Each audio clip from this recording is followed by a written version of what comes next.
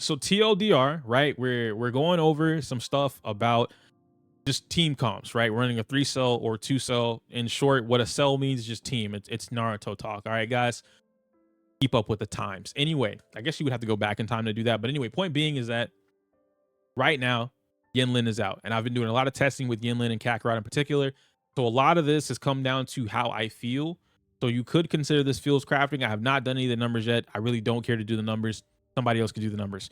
My point being is expressing the concept. Now, normally, and let me express this so that I can show you guys this. And actually, I'll show you in a different game, right? Okay. Sonic Fox is cursed. So I'm going to bring up Skullgirls really quick, all right? The reason I'm bringing up Skullgirls is so that you guys can see what I'm about to talk about. Now, both characters on screen, or both players on screen, have 3 characters. Skullgirls in particular has, I don't really know what it's called, but in any versus game, you're able to pick X amount of characters, 1, 2, or 3. Skullgirls has a really good way of doing this. And so essentially, if you pick one character, you get a mega boost. Wow. You get a mega boost. You get a mega boost when you pick one character. This one character has increased damage to match what a 3-man team would do. They have increased health to match the same thing and increased defenses, right? But you do take some consequences to that. You don't have assist or tag outs, obviously. If you get caught in a loop, you have to hold that. There's no way for you to escape. You don't have certain burst combos, things like that. Cool. With 2 characters, though, when you have 2 characters, it's a little easier for you to manage what you're doing in the game. In short, having 2 characters in, where we at here? Let me pop this up for you guys. Having 2 characters in Wuthering Waves allows you to focus on just these 2 characters, which means that the rotation is much more smooth than if I were to add 3 characters. How do I explain this? And actually, a really good example is I'll just take you into the game and show y'all exactly what I'm talking about, right? If I were to go to Tower of Adversity, where's Tower? So if I were to come over, and I'm not gonna equip the weapon. Yes, I'm not gonna equip the weapon. If I were gonna come over to Tower Adversity and we were going to do a regular, clear, right? In Tower. And I was gonna do this, and I was gonna use my usual team of Gion. We have Mortefi, and then we have Yang Yang, right? So I'm going to jump in here. I'm going to go through the game, and then we're going to try and play this. Ideally, what's happening in my head is I need to be able to rotate between Gion, Mortefi, and Yang Yang skillfully, efficiently, while building up all of the meter so that I can now have the optimal rotation that you see all of the Google Sheets displaying, right? So doing your basic attacks doesn't really give you the meter that you're looking for. So now I'm going to introduce stuff that I would normally do, right? You have your dodge attacks. You got this. I've got that, right? So now I do that. I have this. And so now I'm trying to do everything so that I have all of these things to be able to build up a bunch of meter. You see that I still don't have my meter. Meanwhile, I have to build all this stuff for everyone on the team, right? I need to find a way to swap in and out between all my different characters, play around with, what is this, 1, 2, 3 enemies. They're all spread out. There's a lot going on when you're playing Tower Diversity or any of the other stuff, even in hologram mode, right? There's a lot going on here. And you could say like, oh, well, you need a healer. You really don't, because to be honest, if you get hit, you're dead anyway. So that doesn't really matter. Now, if I were to switch this and make this into what would be my normal, or rather not normal, things that I'm testing now, we go over the 2-man team, right? The 2-man team allows you to focus a little bit more. And before I go into Tower, I'm going to show you outside, right? 2-man team allows you to focus a little bit more. I lied. I'm going to go into Tower anyway because there's no enemies. My bad, chat. Anyway, this allows me to focus more on what's going on the screen without worrying about a 3rd character. I don't have to worry about a 3rd character building up meter. I don't have to worry about a 3rd character potentially getting cracked. I don't have to worry about a 3rd character doing the damage or being useless, anything in the sort, right? And you could do this with it doesn't have to be like these 2 in particular. I've just been doing it with these 2 in particular because I feel like a 3rd waste time. What this allows me to do with a 2-man team is basically focus around only having to build Kakarot's meter as well as Yinlin's meter. So let's kind of go in here and then give an example of this, right? Kakarot starts off with full burst meter. You know, I only have to worry about this. It's easier for me to do stuff like that, right? I can do that. Boom. I don't have to worry about a lot. I do this. And now I can go straight into Yinlin. I can have Yinlin set up whatever she needs to. I can ult. Things are a little slower, right? I don't have to play as fast. I can pay attention to a lot more. It's like I said, it's just a little easier to learn. You do things within stages, if you will. How do I explain that? Doing it within a stage, right? I fucked that up. I completely missed out on doing this, which wasn't supposed to be the case at all. But it is what it is. Can I still get 3? I barely got. I didn't get it. I did not get the 3, but that's just because I was explaining stuff to you guys, so I didn't get to do that. But it is what it is. Whatever. No big deal. Point being is that because I can only focus on these 2 characters, or I only have to focus on these 2 characters, a lot of this stuff is a little easier for me to manage. I can manage Yinlin's puppets. I can manage Kakarot's the meter. Why are you still alive, bro? Fuck off. Anyhow, so I can manage a lot more with this, right?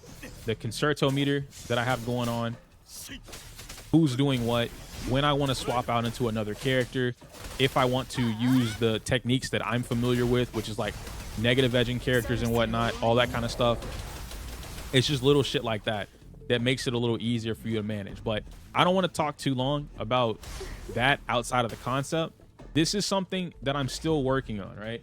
I haven't fully figured out what it is that I want to do with this. From a fighting game perspective, I feel like taking things one step at a time is a lot easier. Now, if you're just mashing square and or left click, that's what you want to do, that's fine, right? There's no real big issue with doing that. If you guys want to left click, if you guys want to just press the square button, that's okay. I'm not making these type of videos to tell you what you need to do. I'm only giving you the option. Work smarter, not harder, right? If you you want to mash, you can mash, right? If mashing gets you what you want, dude, by all means, if mashing gets you what you want, perfect. But for someone, right, like looking at this game, yeah, these characters have Yu-Gi-Oh levels worth of text, and we're still discovering new stuff to this day. You know, the way that their kits work, what you can and can't switch tech out of, jump canceling. Like, here, let me show you guys something that Game Breaker God showed me, right? So with all of this in mind, right, you guys are gonna see me mashing square. You see this button in the bottom right corner, it's flashing. You see me mashing it, okay? I'm mashing. That's as fast as that comes out. That's a clean like 1.5 second delay, right? A good 1 to 1.5 seconds, sometimes 2 seconds, depending on your lag. I have really good MS right now. A lot of y'all don't, especially if you're playing on mobile. Why I'm showing you this is because essentially this is what you can do. That's not it. I'll get it. Hold on. That's not it either. Kakarot, please. I need you to work with me here. If you could just... You can roll cancel plunge attacks, which then lets you instant do whatever the hell you want. Obviously, this is not easy to execute. The timing is dumb. It's really dumb, but it's in the game. And you essentially... Oh, I know what I'm doing wrong. I know. Wait, I'm dumb. I'm pressing dash. First time's the charm. Come on, bro. Come on, bro. Come on, bro. First time's the charm, baby. That was my bad. You're not pressing dash, you press jump, okay? So the way that this would work is jump, square, X, right? If you jump after doing the plunge, that means that you inputted it too late. And this is like, you don't have to do this. I'm just teaching you guys to understand why my brain thinks the way that it does about the game. Why I'm so like 2-man right now over 3-man is because there's so much little stuff that you can learn in the game to improve your gameplay overall, to where essentially you can mitigate the mashing and frantic gameplay that you see a lot of people do by just learning how to play the game or manipulate certain things in the game. You can do this on mobile. I've already tested it. It's just harder depending on your MS. Now, again, doing this stuff in a high action combat sequence, like an actual game, this is very difficult to do. I'm not advising anyone do this, but I am giving you the understanding and the option to be able to do this so that you're more aware of this. You roll it, right? And you see how much faster I got that slash out. Now, in Yenlin's case, right? Yenlin acts a little bit faster, but the problem with Yenlin doing this, and I'm only going to do this for demonstration purposes. Yenlin has to hit the puppet. Yenlin's actual hit is not her kicking down, right? There's no hitbox on her kick, which I think is dumb, but whatever. The actual hitbox is the puppet. So unfortunately, this particular roll cancel does not work for Yenlin if you want to get the pop-up, because the puppet, that little action launches the character in the air, right? It launches enemies in the air, or it gives them a little bit of a stun. But in her case, when she rolls it, what this allows her to do is, and this is for any character, mind you, right? You can instantly attack. You see how fast I'm getting that out. And I can instantly get a heavy attack. That was her heavy attack right there. So for me, what I'm doing is I'm negative edging. I taught you guys that in the last video, where you hold a button and you do another input and then you let the button go, right? And then that's how that works. So I'm doing that because I'm more familiar with it and I can do it with one hand. I'm not using my second hand, right? So just jump. And then you gotta roll cancel at the right moment, right? And you can do a little slow and you still get it out, right? You see that I'm still getting that roll and it still comes out faster than it would if I just let it go. So that's how that's working, right? Kakarot does the same exact thing with his hold attack, and it comes out significantly faster, yeah? If you get it off. But again, Kakarot's animation makes it a little weird. Everyone's timing is a little different. So it is something that you have to learn, and doing this, there we go. Just like that, right? It was instant. And Kakarot's different. His plunge still gives you the attack. The plunge itself is a hitbox, which then will launch the enemy. That allows you to do your heavy attack, and then you can proceed to combo them. All this stuff that I'm looking at is just better ways to combo the enemy. Inside of Tower Adversity, because I got a couple comments that were saying, like, this is cool for style points, but it will never actually matter inside of Tower of Adversity or inside of a hologram. In a hologram boss fight, obviously you can't juggle an enemy because it doesn't work. Some you can juggle, like the birds. You could juggle the birds because they go into a stun state, and then you can juggle the birds. Aix or Ix, the morning boss, you can stun that thing and it lays down, but because it floats, it technically can count as a juggle state. Anyhow, point being is that in Tower of Adversity, you guys just saw, and I'm gonna go right back into it to wrap this up. You guys just saw there's tons of enemies all over the place.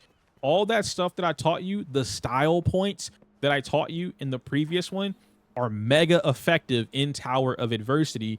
But if it's not something that you're adept at doing, you don't have a good eye for noticing like what's good in a game, in an action game, versus what's not good in a game, I can't help you. I cannot convince you that something is good or bad, because either A, you just don't want to do it, totally valid. You don't have to do this. I'm not forcing it down your throat. Or B, you don't want to take the time to learn it. Totally valid. I'm not forcing it down your throat. So in this particular case, I'm just going to do a mini one because I haven't fully practiced the combo. I can essentially, let's say I group all of these guys together, right? I now group them together. I can now juggle all three of them. This is huge in dealing with Tower of Adversity minions or little mobs that I otherwise don't want to deal with. Now you take it a step further. Let's say that my characters were cracked out. They're not, I have bad builds. Let's say that I had good builds and I knew combos and I could keep them in the air long enough to get Gion's ultimate, which I do know how to do that. And then as soon as they touch the ground, I pop his ultimate because that's all part of the combo. I sweep them up and they're dead. They never got a turn to attack. I never took damage. And I also don't have to deal with them running 50 fucking feet across the map so that one of them can throw ice arrows, the other can slash at infinity and beyond, and then one can run back and forth between what I want to do. It's essentially, yeah, I guess if you want to look at it like zero cycling, it's essentially a way to help you do that, right? I'm simply collecting, and then you don't need Yang Yang to do this. It's just positioning. I'm simply collecting all of the enemies to be able to do this thing so that I could remove them as quickly as possible and get to the boss. Once you get to the boss, you can spam left click all fucking day. I don't really care what you do, right? But looking at the game this way makes a little more sense, at least to me. But again, I know that's not everybody. Some people just want to mash. That's totally okay. But having some things here and there are very good for you to take into account. That's going to be it for me today, guys. Not the stream, obviously, just that particular video on like why I look at 2-man teams versus 3-man teams and like certain characters and who's doing what. It's all a part of the process. Again, nothing is set in stone in how I'm proving this just yet, right? Like there's no calcs behind what's better damage wise, because at the end of the day, the way that I feel about this game is that I love looking at the Google Sheets to understand what my damage potential could be or possibly should be, but none of that is going to replace how I actually play the game. There's never been a point in time where I'm able to use any optimal combo without looking like I'm just mashing, especially with Gion, because that's all his ultimate is, without having stunned the enemy or juggled them in the air first. And in order for me to get them in the air, it's way easier for me to do that compared to a lot of other players, because I know how to juggle enemies in the air from the stuff that I told you guys earlier. But that's all it is. Anyhow, let me know your thoughts and opinions on the video, how you feel about 2-man team versus 3-man teams, or if you're struggling in Tower Adversity, because by the time I upload this, I think it's like 9 hours until it resets, whatever it is. Anyway, I can't say my user outro because it's inappropriate for YouTube. Smell you later.